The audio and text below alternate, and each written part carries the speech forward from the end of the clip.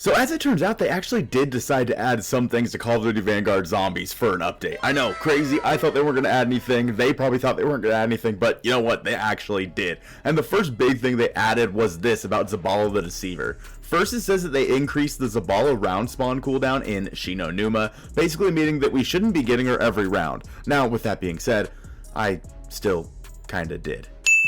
They also said that Zabala will no longer enter an immune state, and as you can see on my screen here, that's not always true. Bruh. Even though she was still entering an immune state, she was a hell of a lot easier to kill now than she was before, and I don't really know why that is. Obviously, it was just able to shoot her one after another and really have no other problems. I would be able to take her out pretty dang quick before she would be able to do an attack, which I thought was going to be an update in a previous update, but it wasn't as easy as it is right now.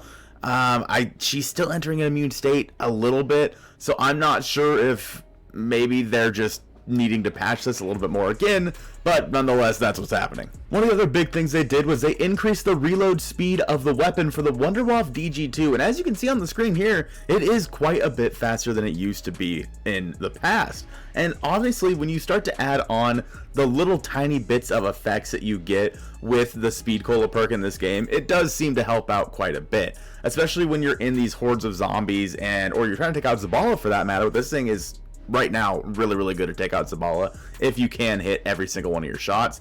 So the WonderWaffe DG2 is definitely a lot more viable now, especially if you're going for high rounds. You may not just have to rely on the grenade launcher at this point. And I know the complaint was for the WonderWaffe that it took so long to reload, especially when you're trying to do like the boss fight, and especially specifically when you're doing that blue zombie step, opening up the little rock tomb thingy where the echo comes out of and yells at you. That was the biggest complaint for that step, and that step just got a million times easier. Now, my absolute favorite thing they did was right here, the round-based adjustments at the crafting table. They reduced the cost for crafting armor in round-based zombies mode. Only, it goes 500, 1000, 2000 now instead of 750, 1500, and 3000. So this is a really great thing that they did. And this is just going to make it so you can get salvage and not have to worry so much about like having to have scrapper. And now you'll be able to use that salvage a little bit earlier to get yourself some armor, which is honestly kind of annoying in this game. I'm always like, oh, I really should use my salvage to get some armor, but I also kind of want to buy a decoy, so on and so forth. So this helps out a ton.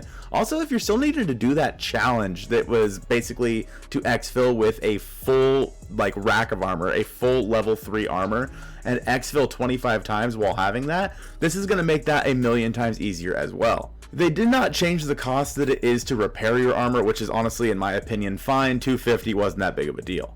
One other thing to note here is they do talk about the Vargo S that is coming out in just a few hours. In zombies, it says use assault rifles to kill 20 or more enemies without getting hit 50 times. That's not too hard, obviously. That's just one of the camo challenges inside of the game. However, in multiplayer, and I'm pretty sure this is just a misspelling or something they just messed up, they just forgot to add some stuff.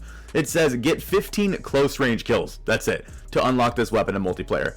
If that is the case and you only need 15 close range kills in multiplayer, go get this thing in multiplayer. Don't waste your time in zombies. So all these updates specifically, again, not a whole lot. We are going to be getting something with season 5. There's no way they're going to leave us like hanging that long. And what could we be getting with season 5 and the new zombies map? Go ahead and check out this video on the screen now. I'll tell you all about it. I hope you have a great rest of your day, and I'll see you soon.